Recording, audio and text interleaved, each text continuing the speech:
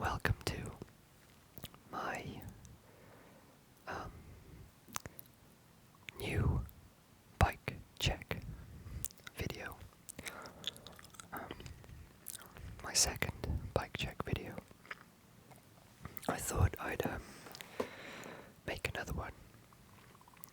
For a while, there had been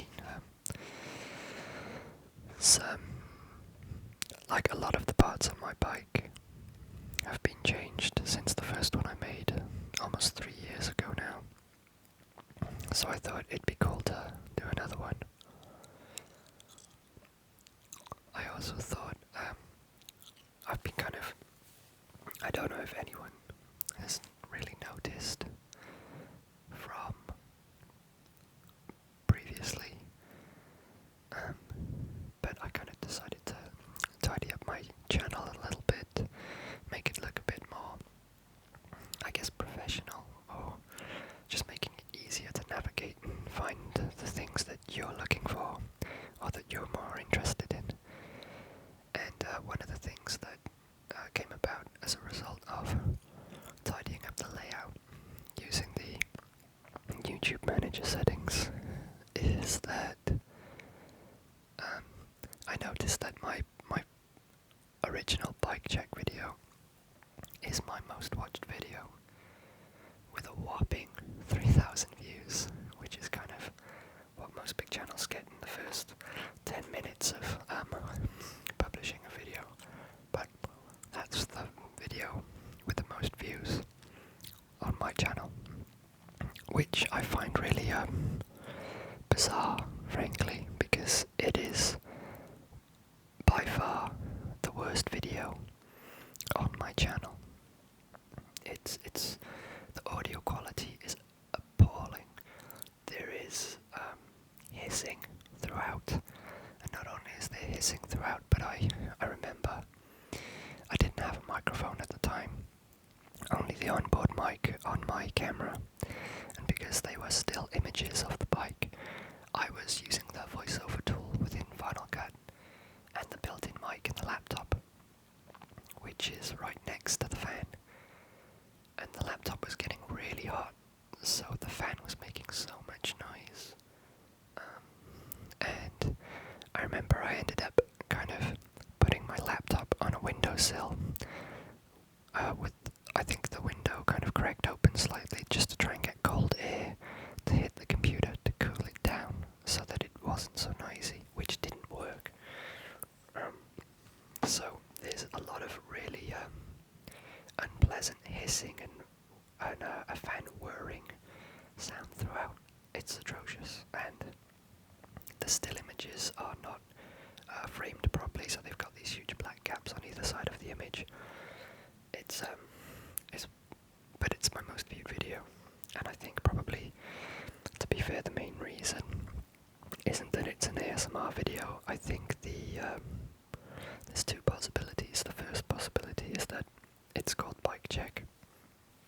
So the BMX community, by and large, will be kind of clicking on Bike Check videos when they're just surfing YouTube to check out different people's custom builds, not expecting to watch an ASMR video. Frog in my throat. It might be a bad time to bring this up, or a bit late to bring this up, but if you are here for that and you're wondering why I'm whispering and you don't like it, probably just stop watching now. I mean, you can Google ASMR if you want to, if you don't already know what it is, but if you don't like it, you're not going to like it, even if you know what ASMR means. So just, this isn't a regular bike check video for BMXers or fans of BMX. It's a video, an ASMR video, or a relaxation video that is themed along the BMX train of thought. And that's because it's my train of thought, because I create ASMR videos, but I also ride BMX and I skate and play video games, so I tend to just make all my ASMR videos revolve around the things that I'm interested interested in. And that's where we've arrived at this point in time. So, if you're a fan of ASMR, I hope you enjoyed this bike check video. And if you're a fan of BMX, I hope you don't mind the fact that I'm whispering while I do this. Most people find it very strange.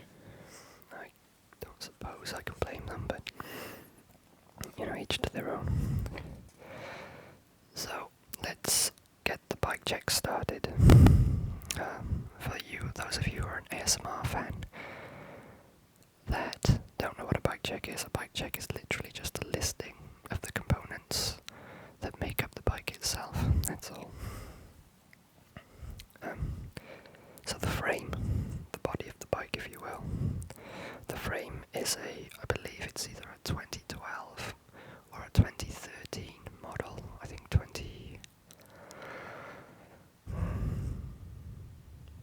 2013 model, proper BSH frame.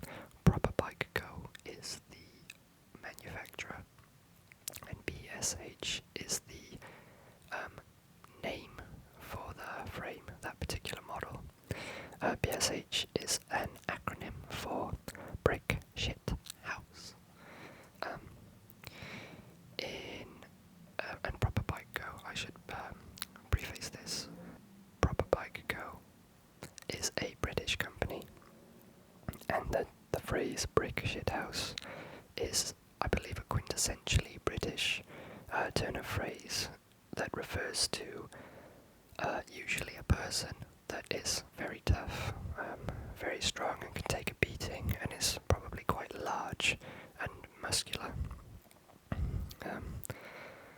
I guess it's quite an old saying because it's talking about an exterior lavatory, which I imagine back when lavatories were built externally from your abode, they probably were made from wooden panels, like a shed, but this shit house is made of bricks. I don't know the etymology of it, but that kind of is my first guess. When I bought the frame, it was listed as charcoal. When it arrived, it was clearly a dark green, so that was annoying because I really wanted charcoal, and it was pictured charcoal, and they didn't even have green listed for sale. But I just kept it. I actually did a frame swap video a little while back, where I switched to this frame from a kind of more sought after and popular frame, a Solid Bikes custom built frame, which I've since sold.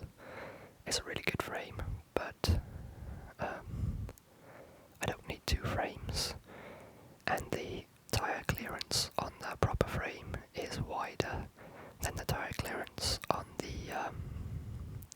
Solid Bikes frame, which I needed because my tyres are quite wide, which I'll get to near the end of this bike check. So the bike frame is a proper BSH, and it is a 21-inch frame. The measurement, the singular measurement, rather than the measurements for the entire geometry of all areas of the frame, the singular measurement is in reference to the top tube, which kind of determines roundabouts what the other dimensions will be. And whenever you are purchasing a BMX frame, you should make your decision based on your height versus the top tube length. Now I'm either 6'1" or 6'2". In centimeters is 180 something. It's either 183 or 186. I can't remember. So 21 is quite short for me, but BMX frames don't go much further beyond 21 inches anyway. Maybe like 21.2, or I think there's a 21.5 or 6 out now with certain companies. But I'm gonna get a bad back no matter which one I ride, so it doesn't make a huge amount of difference. The forks are by a company called The Set. They're an Australian company, and they're called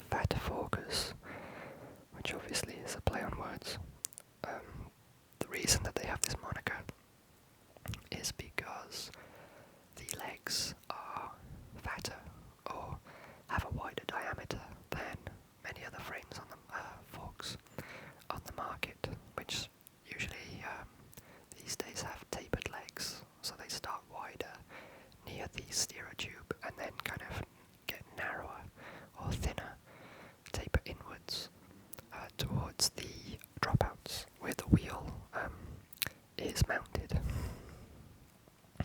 I have cut down the steerer tube on the forks, the steerer tube being the long straight tubing that goes from the legs up through the BMX frame itself via the head tube, as it's known, to the bars that are connected to the steerer tube via forks, via a stem, sorry, not forks.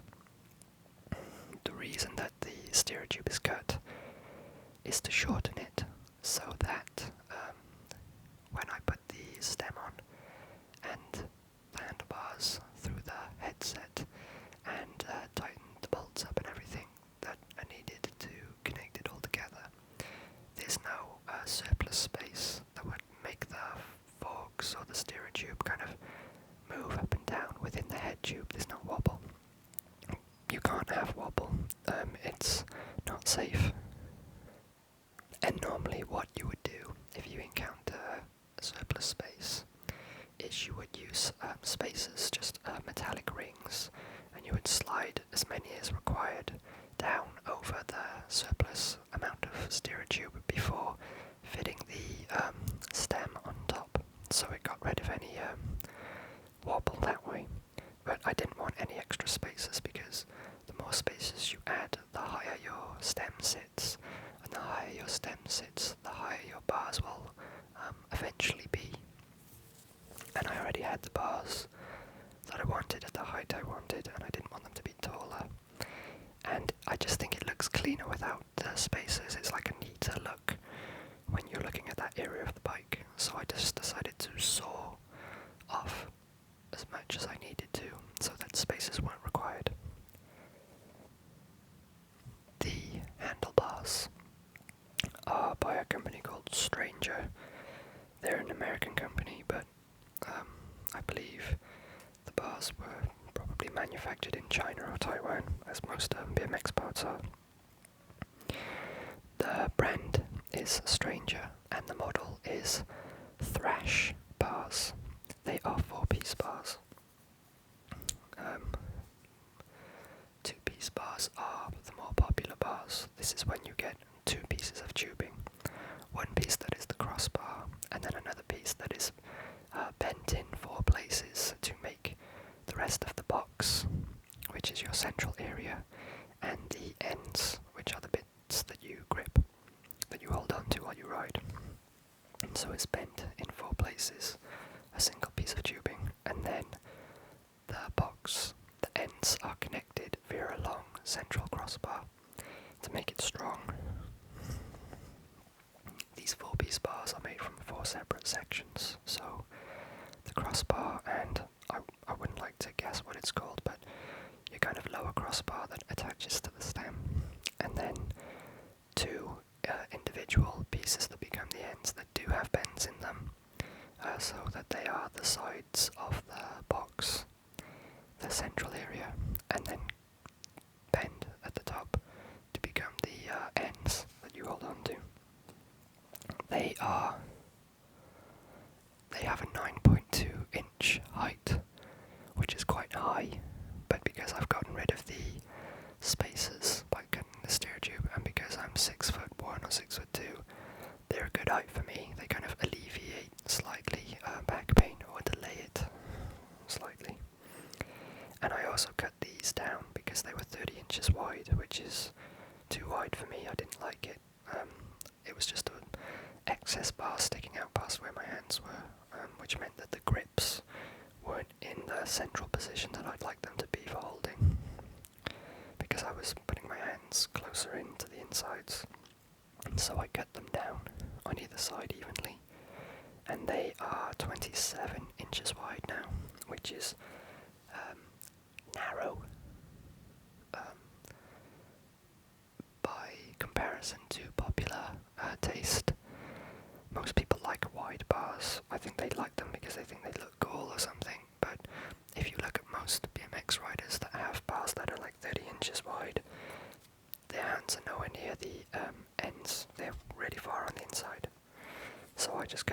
one because I think it looks better and it feels better.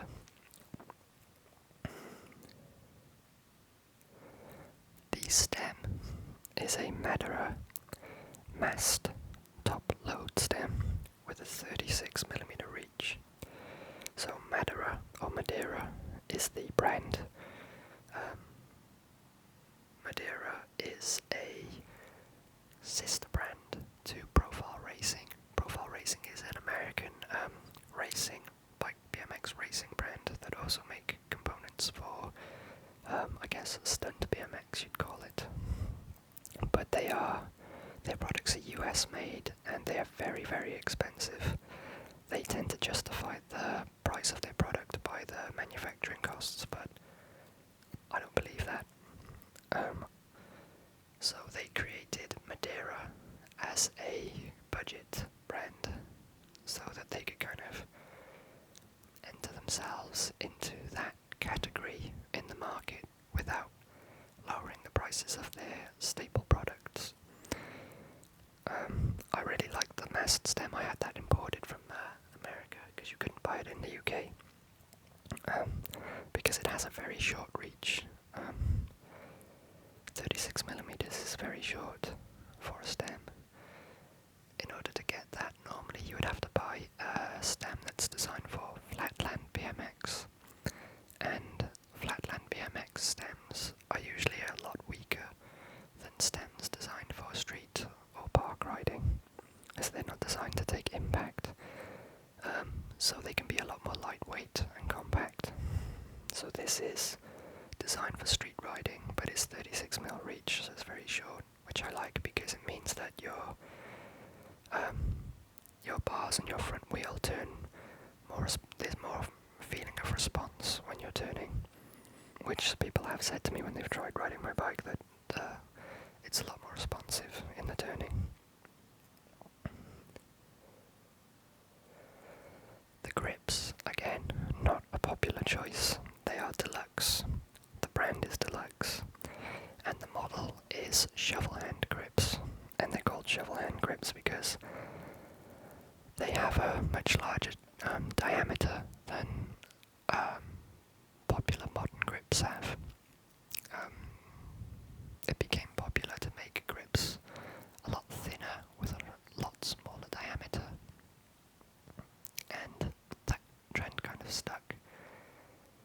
Now, I don't have large hands, but I did find that with the thinner grips, they were so thin that like my fingers would dig into the ball of my own hand or the palm of my own hand sometimes if I landed funny, and it just felt really kind of insignificant and flimsy in my hand using modern grips. So I bought some deluxe shovel hand grips because they have a wider diameter. They were really hard to begin with. They tore my hands to shreds. They were really stiff and uncomfortable, but after a couple of rides they really broke in, and now they're really comfy and squishy. I cut the flanges off those grips because I don't like flanges. They look pretty old school and not in a kind of cool way, just in a redundant way. There's no real need for them. The headset. The headset is basically two bearings. One that sits inside the head tube of the BMX frame at the top, and the head tube of the BMX frame at the bottom. And the forks steer a tube goes through the bearings so that the bearings sit around the forks at the top and bottom. So they're kind of like a spacer, or they're kind of sandwiched between the inside of the steerer tube, the head tube of the frame, and the outside of the steerer tube of the forks. And the headset, those bearings, are the reason that when you turn your handlebars left and right, it's smooth and it doesn't crunch and it's quick and responsive. It's because those bearings are there facilitating that smoothness. So my headset is a Shadow Conspiracy brand Corvus model headset. So it's Shadow Conspiracy Corvus headset.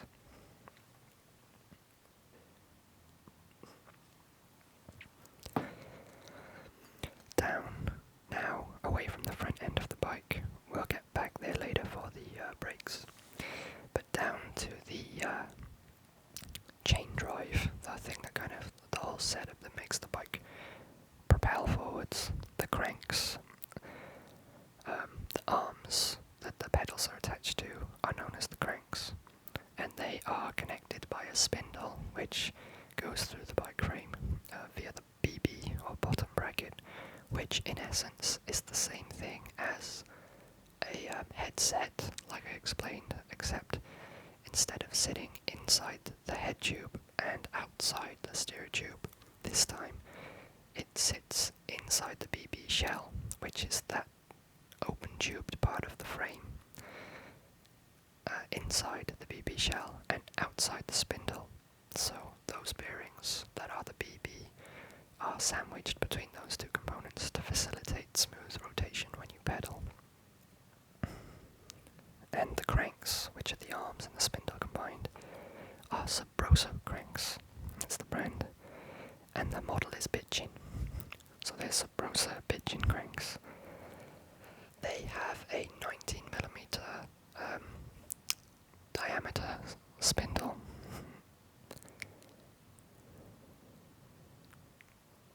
And the bottom bracket, which are the bearings that will work in tandem with them and the frame, are also Sabrosa brand and are also the Bitchin model.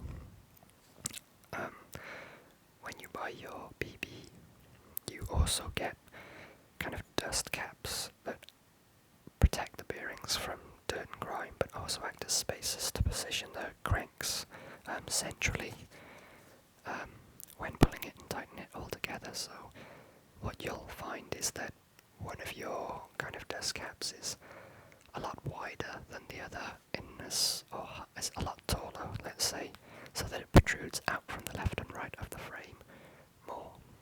And you kind of use which one you want on which side, depending on whether it's a left-hand drive chainring and hub setup, or a right-hand drive chainring and hub setup.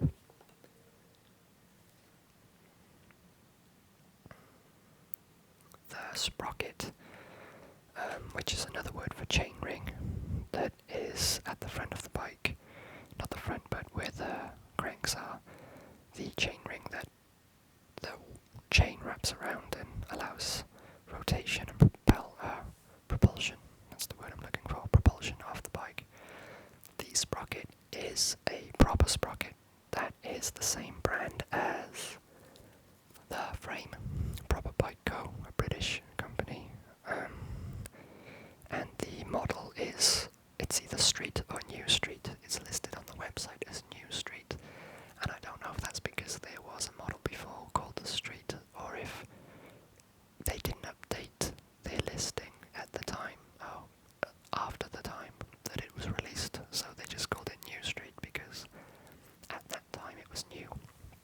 What I've noticed with Proper Bike Co is there's a lot of confusion surrounding their products and the naming convention, because they tend to release updated versions from year to year but are never really clear on what the name is.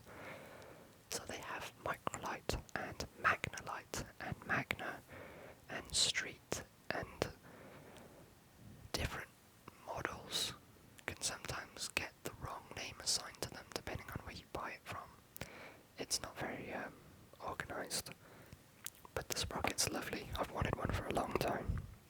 It's kind of got a sleek, simple, clean design, but is also stylish in that simplicity. So that's a proper New Street sprocket, and the size is 28T. 28T is how many teeth there are around the chain ring that interlink with the chain. 28 is kind of one up from average. Most people ride a 25T chain ring, which I find too small. I don't use my bike to commute, but I do prefer a slightly harder gearing ratio than 25 tooth. I think that's just a little too light and easy. The chain is Eclat. That is the brand name. I hope I've pronounced it correctly. And the chain is called the Stroke, and it's a half-link chain, which, I don't know, my brain's a bit frazzled at the moment, so it would be hard for me to explain what half-link is versus a standard chain, but basically with a standard chain you will have your side plates and then two spacers and two pins, and they will interlock with one another in that method, but they will also be like a different segment of chain that is narrower that links the wider parts, if that makes sense. Whereas with a half-link chain, all the links are identical because they start wide at one end, and then the side plates are tapered or beveled inwards towards another end. So you have a wide end and a narrow end. So the wide end can fit over a narrow end, and the narrow end can fit into a wide end, which just means you have this, it's a shorter link than a standard link, and a simpler design because it's just the identical same piece of link for every single link. There's no other parts. Classically, half-link chains have been known to be weaker than regular chains and snap more easily, but because of their kind of tapered design and the links being shorter, it means that fine-tuning the length of your chain by snapping it and popping links out of the chain. The benefit of this kind of fine-tuning is that by having a more fine-tunable length chain also equals in a more fine-tunable rear wheel position, which is slight changes in the rear wheel position can be incredibly noticeable when riding. So it's beneficial to have that higher level of customization for that position. Next are the pedals. They are by a brand called Animal that I believe operate out of either New York or New Jersey.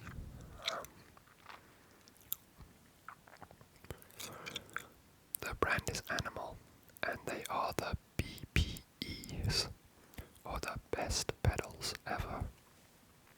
Being quite funny with that, obviously. These pedals don't have any bearings in them.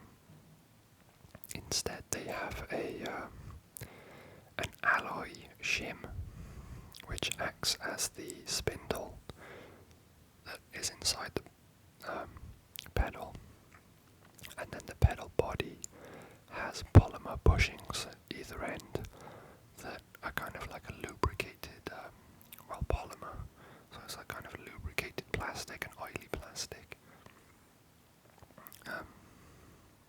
There really is no point in having high precision sealed bearings inside a set of pedals. They don't need to be that smooth or that high level, and then with lower quality unsealed bearings, they tend to explode or blow out and the ball bearings escape, or dirt gets inside and they get crunchy quite easily. So just eliminating the bearings altogether was a kind of stroke of genius. And also, if you do damage the pedals or you grind on them a lot, like I tend to do because I grind on my right side but ride with my left foot forward, it means that the right pedal can quite often come down on the surface that I'm grinding and wear the pins away, which act as the grip for me to keep my feet in position while I ride.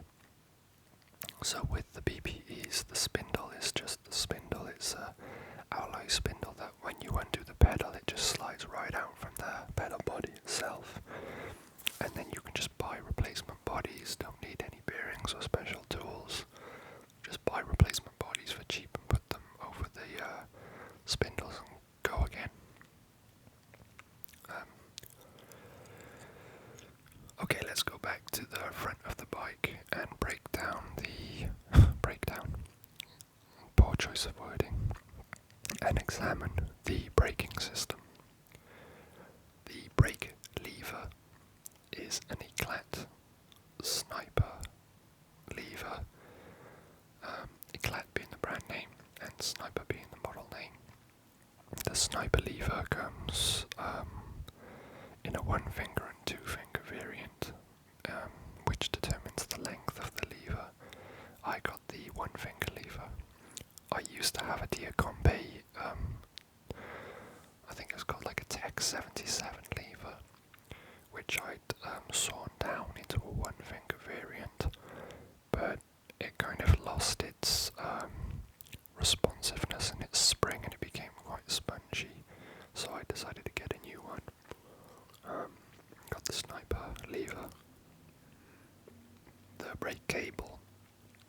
by a brand called Season, and it's just called a slick brake cable. I like this one because it's got the clear casing, and you can kind of see the silver of the metal weave that sits outside the pulley cable itself. I think it looks quite cool. The brakes, the calipers are the same calipers that were on that I've had for a long time. They are the Odyssey Springfield calipers, and I like these calipers because they're cheap, and the metal is the arms.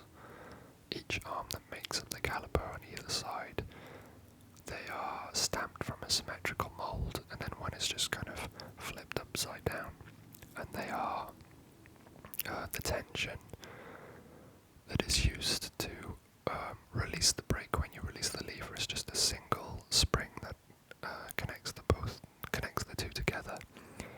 So with classic brakes, you'd have a whole towing in process where you'd have to adjust the tension for each spring on each brake arm, and ultimately you'd end up with a more effective brake that way.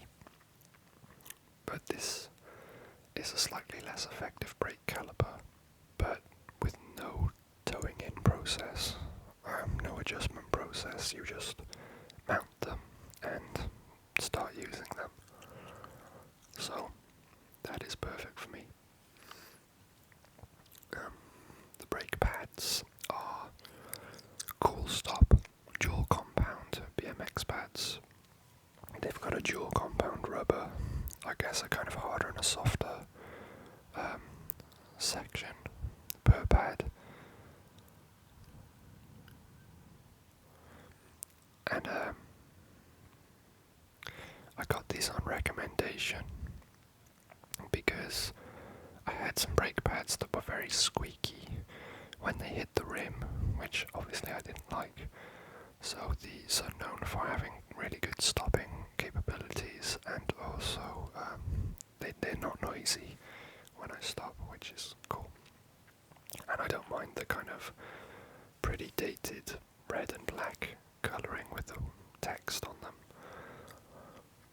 You can't really see them, and I think it's kind of quaint. Moving up to my butt is the seat or the saddle. This is by a brand called BSD. I'm not sure what BSD is an acronym for. Feel free to leave a comment below if you know and are listening and care. But the seat or saddle is a BSD, and the model is the Slinger, and it's the fat pivotal. Usually what will happen is when a company releases a saddle, they'll release like a mid and a fat variant. It used to be like a slim and a mid, but fat seats got quite popular, thankfully, because I like to actually use mine, so I don't want it to be just like a thin hard piece of plastic going in my arse crack. So I got this nice big fat sofa for a seat now, which I like. The seat post is BSD, and it's the model is Forever. They've got like a line of products that are called Forever. I think they've got a BSD Forever frame and bars, and maybe forks. So this is just kind of, it's a seat post, whatever. The seat clamp is just, I don't know what brand it is. It's some generic one. It might be Superstar, just because the saddle that I had that came with the bike that I bought originally was a Superstar saddle, and that seat clamp came off that old bike. Okay, so onto the wheels now. We'll start with the front wheel, which is the same front wheel that was on the original bike check video, I believe. It might not be actually, I can't remember. I think it's the same brand. Originally I had Sunringle or Sun rims, big city frames, rims on my front wheel. So the rim, obviously, you know what the rim is. They were either big city. They were originally. I had these chrome Sunringle big city frames, which are like renowned to be the strongest rim you can buy. Like strongest / best quality / best value rim you can buy. They were definitely as strong, if not stronger, than the Odyssey Hazards, which were kind of, most people think they are the strongest rims that you can get. Obviously people don't want the strongest rims now, they want the lightest rims, or the lowest profile and widest rims is the popular thing at the moment. But I ride brakes, so I need a sidewall on my rims. Not my front rim, but I'm not buying a front wheel because I don't need one, I've got an amazing one, so I'm just going to keep it. And that's why it's a 48 spoke rim, because when I started getting into BMX, I kind of wasn't aware of this whole 36 spoke wheel and being the new thing, and 48 spoke wheels being the old thing. So I just intuitively went for the big city rims, which at that time were only 48 hold rims, and I just stuck with it, to be honest.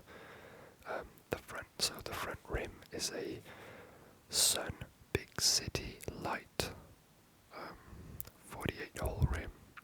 The Big City Light is just a kind of, well, it's a lighter version of the original Big City. It's a slightly narrower rim, I believe, by a few millimeters, and just in general slightly lighter wheel. I think maybe solely because it's slightly narrower, but it's still got the welded seams and the triple walls.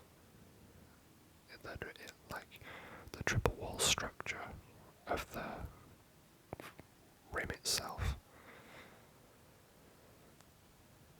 and the hub that it's attached to via the spokes is a proper Magnalite 48 hole hub, and it's a male hub, meaning that the spindle that runs through, or the axle, I think you'd call it an axle in this case, the axle that runs through the hub shell is male, meaning that it is threaded, protruding ends that you then use bolts that would screw onto them on the outside of the forks and then attach to the fork dropouts that way. What's popular today is to have female hubs where the spindle, or the axle, has a wider diameter and then is bored out with threaded recesses on the ends, and then the bolts that you attach are male that have the threaded protruding ends that screw into the inside of the hub axle. Although female hubs are stronger nowadays and more reliable when attaching pegs to your bike and doing grinds and that impact, I believe that male axles are still stronger than female, and I do grinds on my bike a lot, so I'd rather have the strength than the sleek look of the female version. So that's the front wheel. The rear wheel is a 36 hole wheel, and that's mainly because of the hub that I wanted. So the rim is by a brand called United, and the model is the Supreme. It's like their pro level rim. I think they have a budget level one that's got pinned seams that hold the rim together instead of welded. But I got the United Supreme rim because it's kind of one of the cheapest pro level rims. It's welded and strong and double walled, but it was was still only, I think like 40 or 50 pounds, which is cheap for a rim, for a good rim.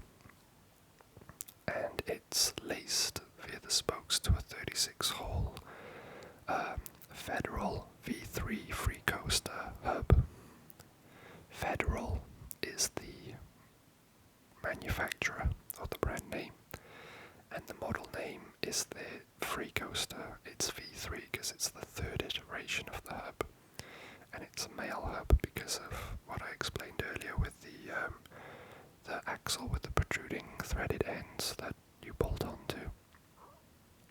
It's called a free coaster because you have two types of hubs these days that people use in BMX. A cassette hub, which engages and drives the wheel forward when you pedal forwards, and when you're rolling backwards it doesn't disengage, so it pulls the chain back and the pedals will move backwards as well when the wheel moves backwards.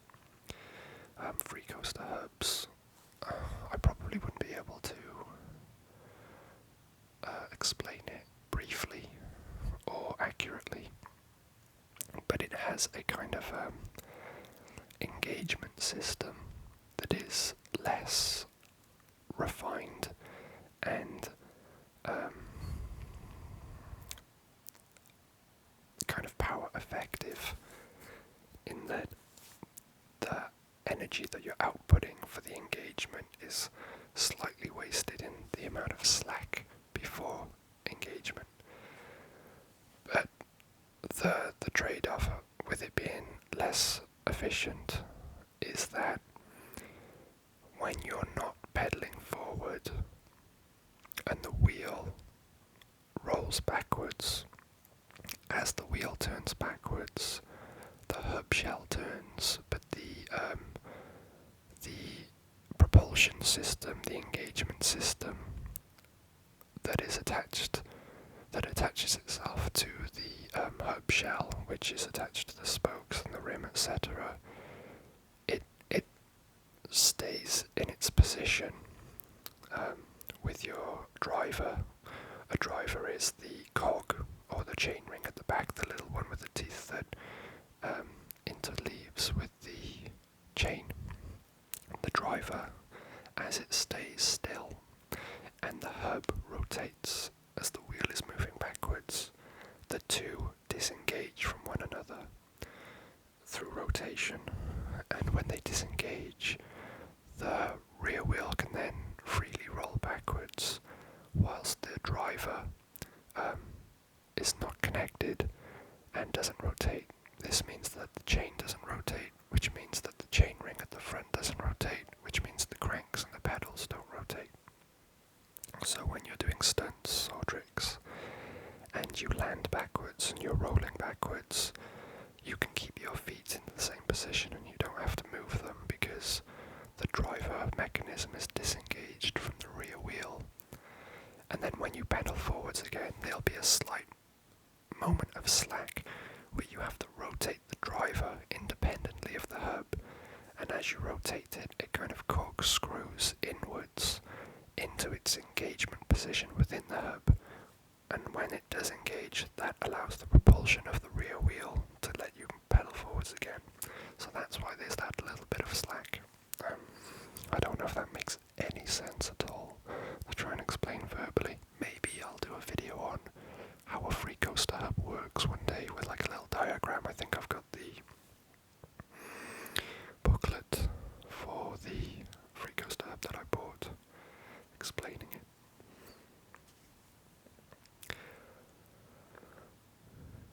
So that is the rear wheel. Next, the hub guards. Hub guards are kind of metal wall plates that go on either side of the hub to protect it from any impact damage, which can in turn damage the spokes and cause spoke breakage or buckling of the wheel. The front hub has two proper Picaco male hub guards that screw onto the axle the same way the bolt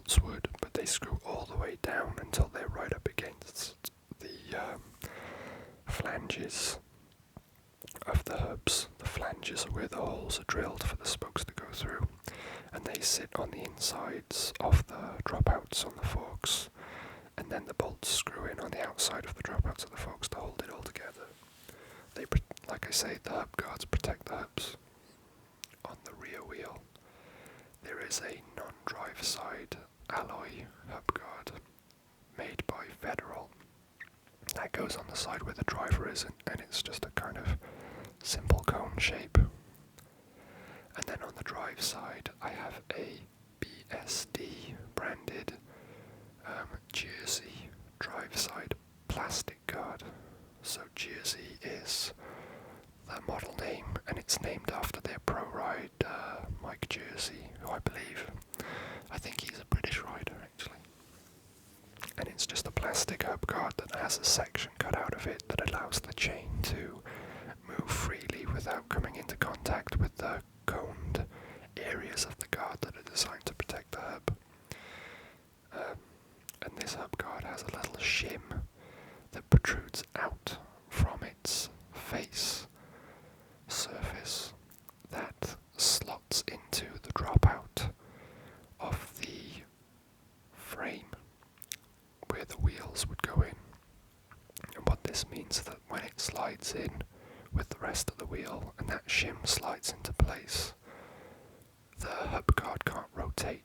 So if you're grinding and it comes into contact with the ledge or rail that you're grinding, it can't be pulled and rotated. And that's good because on a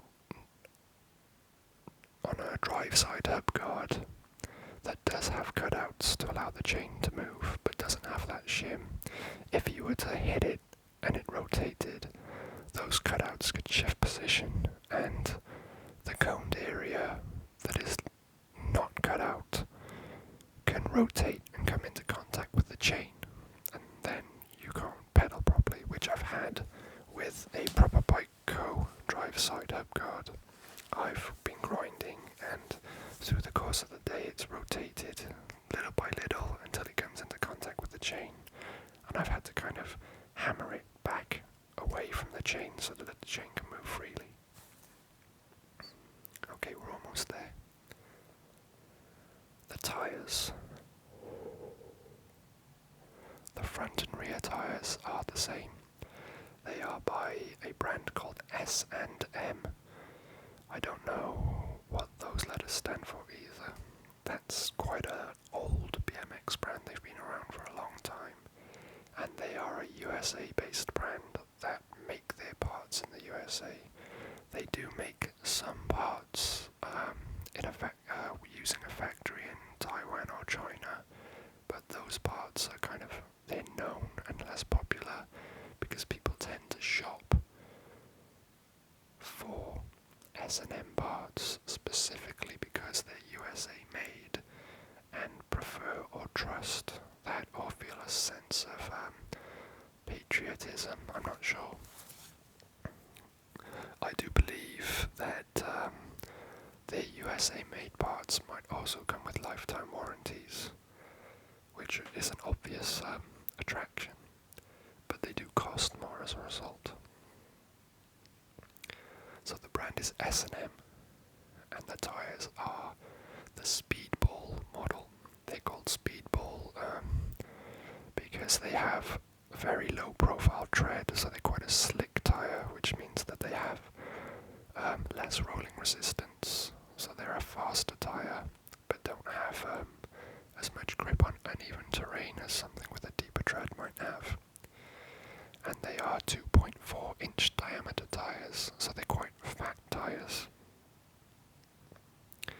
And then finally the pegs that I use for grinding are United. The brand name is United, and the model name is the Stealth. They are plastic alloy combination pegs. They have an alloy body on the inside that has a plastic sleeve that slides over the outside before attaching to the bike, so you're grinding on a plastic surface, but you have the strength of an alloy core. I have to say I don't rate these pegs very highly at all. They wear down very, very quickly. Even on quite smooth ledges they wear down quickly, so I'm quite I ride 4, and I grind on my right side a lot more than my left, so I can extend the life of the pegs by rotating them. But I'm still not impressed by how quickly they wear down.